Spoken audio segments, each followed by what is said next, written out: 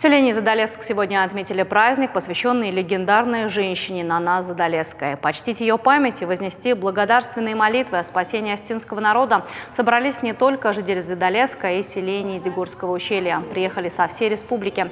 Сегодня дом-музей, в котором жила Нана Задолесская, это святилище.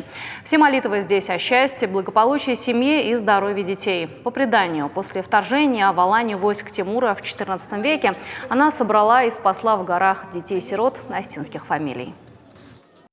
Красивый, прекрасный, самый лучший праздник Задолеский Нана. Это такой праздник, где посвящается, наверное, больше всего детям, женщинам, ну и взрослым тоже. Я сама сильно просила у Бога, чтобы у меня появился маленький вот этот.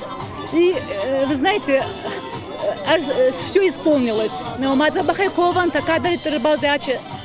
Нанай Задолески Нана Хеонан Анхускана Чегашемандер.